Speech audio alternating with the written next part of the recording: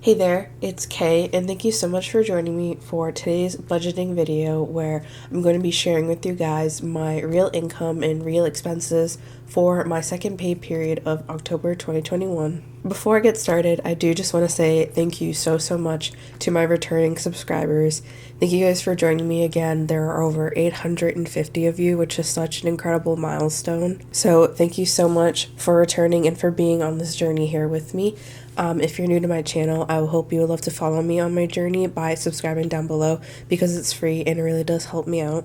And I hope you'll forgive me if I sound a little more nasally than I normally do because I'm just hella congested right now.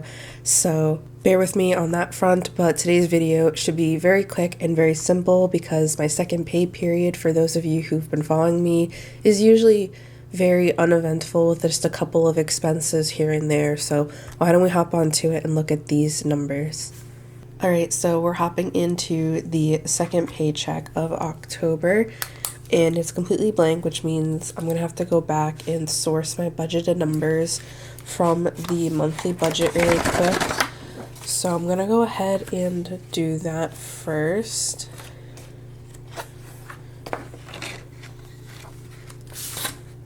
So I only expected income from work for this pay period of $1,000, being half of what I budgeted for the entire month because I get paid bi-weekly. So I only have an estimated income of $1,000 for this pay period. And off my first pay period, I always pay these set of bills. So the Adobe and the rent always go on my second paycheck. So I'm gonna go ahead and add those.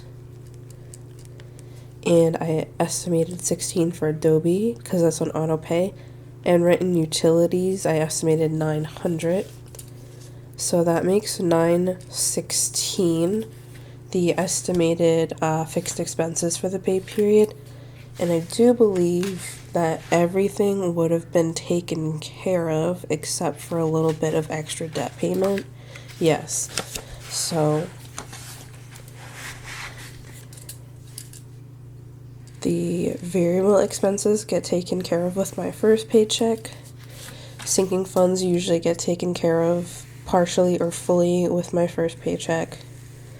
So I would have only had extra debt payment, and for my extra debt payment, I'm paying off my nil-net F loan. And for the month, I had budgeted $262 of extra debt payments with an estimated $178 coming from the first paycheck. So $262 minus $178 would leave $84. And if I take $1,000 minus the $916, that's $84. So that's how you know that this budget, the estimated numbers, sorry, that's $84. So that's how you would know that these estimated numbers are going to zero out. But let's talk about the real numbers because unfortunately I did receive my paycheck and it was a little short of what I budgeted for. So I had estimated $1,000 income for my job for the second pay period. And turns out I earned a little bit less. I got $967. But I shouldn't need to borrow any additional income like I had to do when this happened to me in September because my rent ended up lower than I budgeted for. So it ended up at $876.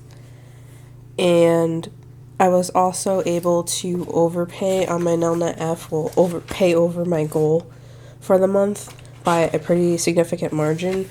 So it's going to be okay that this paycheck will be a little bit under here. So I'm going to need my calculator.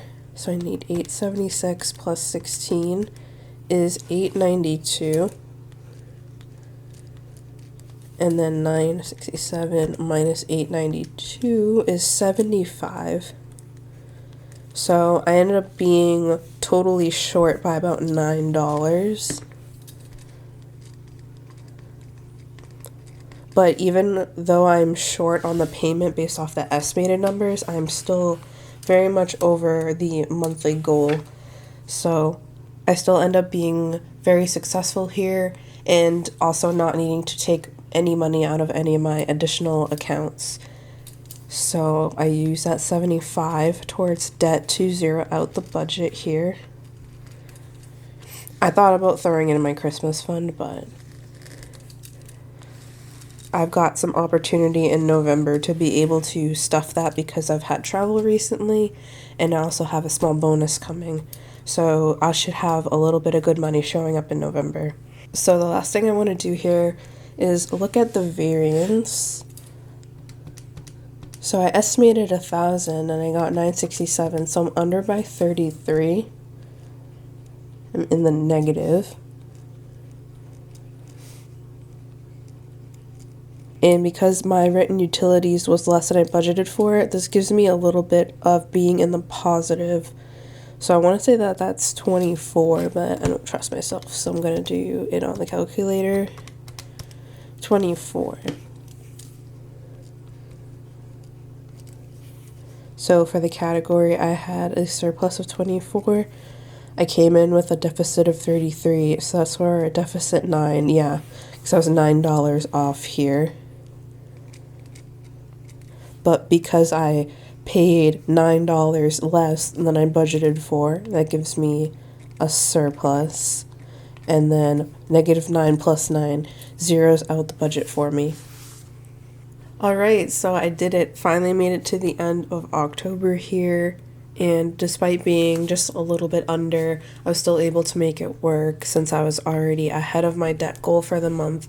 So overall, I'm still in pretty good shape here, and I have faith going forward into November's budget. So if you made it to the end of the video, thank you so much for watching. I really do appreciate it. You're the best. If you want to support me and my content, you can subscribe down below if you're not already subscribed. If you like my budget sheets, they're available in my Etsy shop at KayPlannerPrintables, and November's budget sheet is already up for you guys.